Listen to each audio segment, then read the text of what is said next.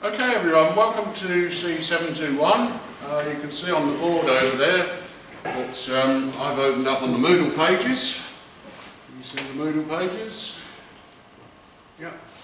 So simple Google search of CE721. The module is Electronic System Design and Integration, and you've seen the video I made to begin with, I think, which is on the Moodle pages. If you go to the Moodle content here, you can see we've got videos for 24. There's only one video on there at the moment, which is me talking about what the module's all about.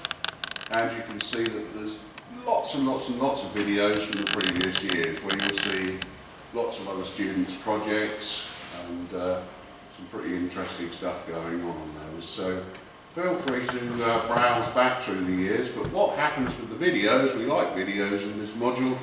So I video, if you don't want to be videoed, then tell me beforehand, because otherwise I won't point the camera directly at your face, but I may look over your shoulder and see what you're doing. Okay, so if you don't want that done to you, tell me. I upload those videos onto my YouTube channel, and then after that you can show your family and friends back home or wherever you want. Okay, as I said in the introductory one, which by the way is inside here, or should be, I just did this last week, yeah, there's the video. So, what I've said in here is this module's 100% coursework. Now, the external examiners don't necessarily like 100% coursework.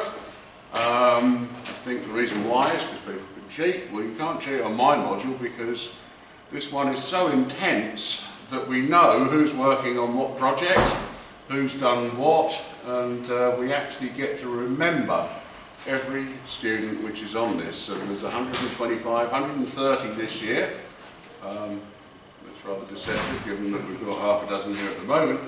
But we know each project by the person's name almost, but we certainly know the project inside out. So there's two pieces of coursework. Now the first thing that you're going to do for us next week, I'm going to teach you some multi-sim this week, but the first thing you're going to do next week, can you go and ask one of the technicians for the metal detector that's built? There's one built. So next week I'm going to give you one of these kits. Now it's a Velleman kit, and it's to make a metal detector. It's a lot of fun. You'll go in the soldering room, you'll put it together. If you've done soldering before, it'll take you an hour. If you haven't done soldering before, it'll probably take you 2 or 3 hours. This kit's yours. We've got 130 of them next door.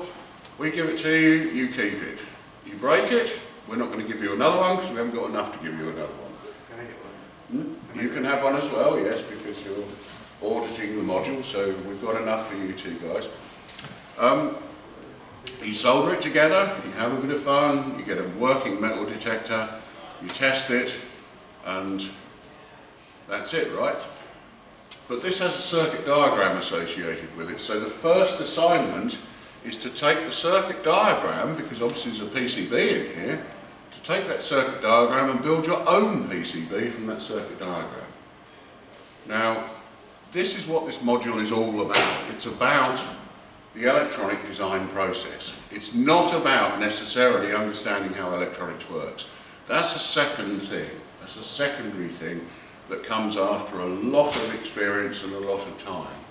There are people that have worked in electronics for 30, 40 years that still don't understand fundamental principles, but it doesn't stop them being able to manufacture printed circuit boards. Now that's the type of thing that when you go out to a small to medium enterprise, or what we call an SME, that's the type of thing they want. So they want people that can create from a circuit diagram into a printed circuit board ready for population. Now, the steps to do that are quite straightforward, but there's lots of steps to it. So the first thing that you do is you need to put it into a simulator. That's multi-sim, so that's what we're using, because we want to verify that it actually works before we make it. Obvious reason being is simulation is cheaper than actually buying the components. So we put it into the simulator, we're happy it works, or parts of it work, because often you can't simulate the whole circuit because the modelling software just simply can't do it. So we simulate small chunks of it, make sure it operates, and then we can start to export it to something called Altiboard.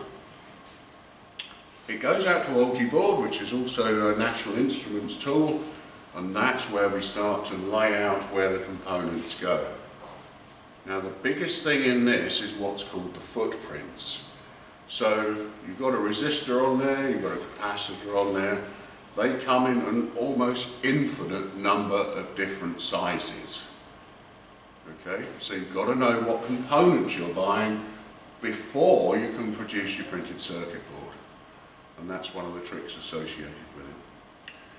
Once you've done that in Altiboard, which you'll be able to do by week 3, a very basic circuit, but by week 3 you'll be able to produce your own printed circuit board.